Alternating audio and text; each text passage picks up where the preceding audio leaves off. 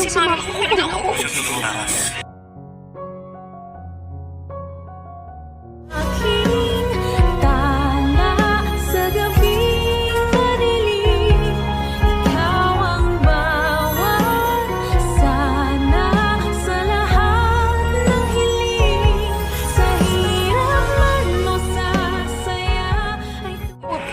Mami, kukunin ako. Ay, grabe talaga nangyayari ngayon sa abot kamay na pangarap. Na kung saan nga ipinakita is ito ngang si Zoe. And yes guys, ito ngang si Zoe is talagang nag-aalala na, nag-worry na to kasi isip niya na baka makulong din siya. Once na makulong nga itong mama niya, yes guys, ito ngang si Zoe is hindi pa rin umamin na may kinalaman siya kaya nakalusot pa ito. Pero ito nga ay nag-aalala kasi nga once na makulong ang kanyang nanay Moira is siguradong matadami siya, kaya nga iisip ito ng paraan kung ano yung gagawin niya para hindi makulong ang nanay niya mismo kasi talagang madadawit siya dun eh.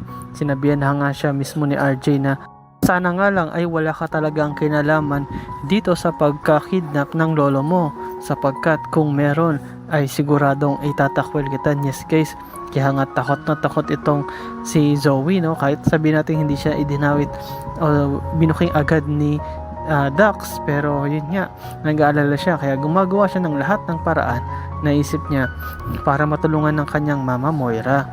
At dito nga guys, pinakita din na itong si Moira at si Zoe mismo is nag-usap. Yes guys, nalaman na nga mismo ni Moira na pinaghahanap siya ng lahat, lalo na itong pulis at lalo na itong si RJ at si Giselle. Yes guys, gigil tong mga to sa kanya, no? At gusto nga siyang ipakulong at sinabihan nga siya na kailangan niya ng tumakas at magtago.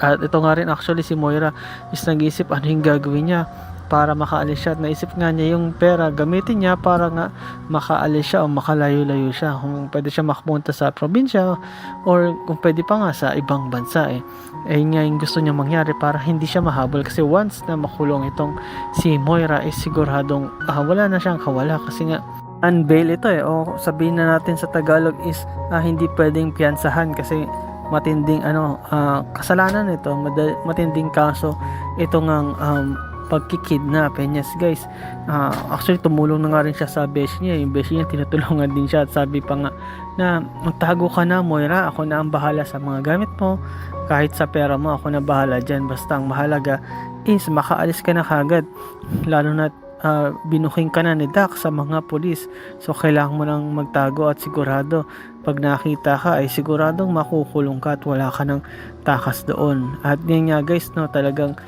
inisip pa rin talaga, actually swerte pa rin si Moira, no? Marami pa rin tumutulong sa kanya sa kabila ng lahat ng kasamaan na kanyang ginawa, which is ang tutulungan lang naman talaga is yung magkakasabwat din. Ito nga, kasama dito si Nerissa, si Zoe, kahit itong si Carlos. Si Carlos nga din is gusto niyang tulungan na makaalis o makatakas itong si Moira. Bakit? Kasi kasabot nga rin siya, madadamay siya. Once na mahuli to si Moira, lahat sila ay siguradong idadamay nito.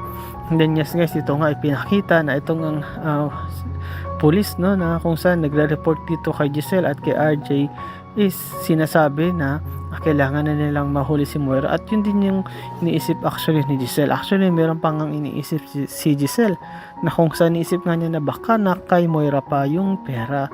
Yes guys, yung 30 million na nawawala doon sa 100 million na pinansa nila, na kung saan nga ito nga si Moira is nasa kanya talaga yun, yung ginagamit niya para mabuhay siya, babae niya sa hotel, pagkain niya, etc. etc. At yun nga yung iniisip ni Giselle na sana makuha na o mahuli na itong si Moira para makuha yung mga pera na yun, kasi sayang din yan, malaki din yun guys, 30 million, pero boss na yun kasi nga gagamitin niya ni Moira at nagamit niya na iba. At sabi din ng polis, okay ma'am, makipagtulungan po kami sa inyo para mahanap agad yung pugante. Yes guys, talagang pugante o criminal na itong si Moira kasi meron ng mga witness na kung saan si Dax nga yung witness, at meron pang isang malaking ebidensya na nakuha dun sa cellphone ni Balahadja na sabi ng mga polis hindi yun nakaregister, unknown number, pero nung tinype ito ni RJ is lumabas yung number ni Moira. Yes guys, sabi nga ni Giselle, sabi ko na nga ba siya talaga. Ito talaga si Moira ang may kagawa. Yes guys, malaking ebidensya ito, lalo na sa korte kung tatanungin.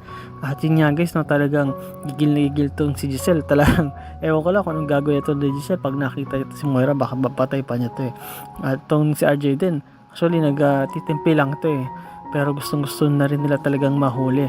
At sinabi mismo nila noon na talagang ipapakulong nila kung sino man, at mabubulok sa kulungan actually yung taong may gawa sa tatay nila kay Don Pepe, no, na kung saan nga maswerte itong nakalaya pa o nabuhay pa. Yun nga lang, comatose siya ngayon kasi talagang mahirap yung pinagdaanan niya, no? Matanda na, tas nahulog pa sa bangin dahil ngayon kay Zoe.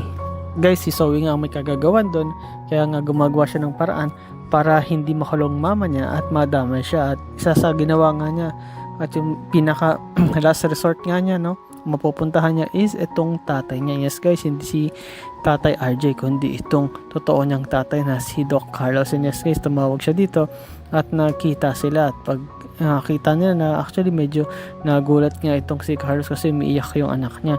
At nagsumbong nga ito si Zoe. Sabi nga ni Zoe na alam na po ng lahat na si Moira o si mom is siya yung dumukot kay Sir Pepe. Siya ang mastermind. Kaya po humihingi ako ng tulong sa inyo. Kasi once na makulong itong si Moira, is siguradong madadamay ako at makukulong ako. At actually ay naman talagang tulungan sana ni Doc Carlos itong anak niya kasi nga about kay Moira, pero dahil nung nalaman niyang madadamay ang anak niya is nagsuggest siya mismo yung nagsabi, no, na sige tutulungan ko itong si Moira. Yes guys, tutulungan nga niya itong makaalis, hindi lang makapunta sa malayong lugar sa probinsya kundi dito nga sa ibang bansa. Yes guys, sabi niya tutulungan niya ito na makapunta sa Japan ASAP. Bakit? Kasi pag nasa Japan na yun, siyempre mahirap nang hanapin yun at di pa naman nabababa yung warrant of arrest sa kanya, kagaya ng sabi ng police, sinihintay pa nila yung isa-serve ng judge para magkaroon ng warrant at mahuli na itong si Moira. Kaya itinake advantage ito ni Carlos na alam niya na wala pang search warrant, kaya tutulungan niya itong si Moira. Kapalit nga syempre ng kaligtasan din ng anak niya, hindi makulong, and at the same time siya din kasi dawit din siya dito guys, itong si Doc Carlos. Yes guys, pag nangyari yun, talagang masasira din yung career neto ni Doc Carlos. Kaya protektahan nila yung kailangan nilang protektahan, tatago nila yung kailangan nilang itago.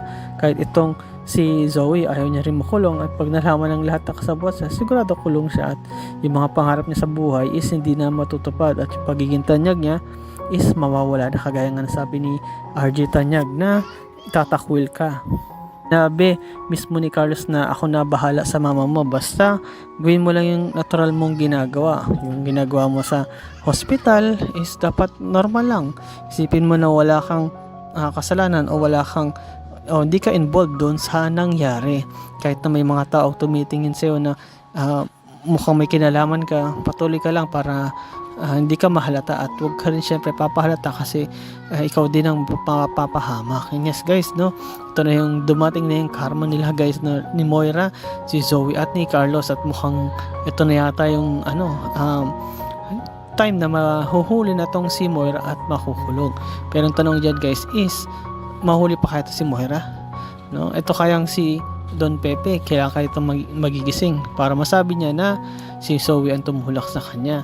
At ano kaya ang gagawin nila Lynette, nila Annalyn, ito naman nila RJ at Giselle para nga mahuli itong si Moira at baka tuloy na itong makatakas. And yes guys, salamat sa panonood nyo sa aking channel, sa inyo pag-like, pag-comment at pag-share. At yun lang guys, ingat kayo palagi, bye bye.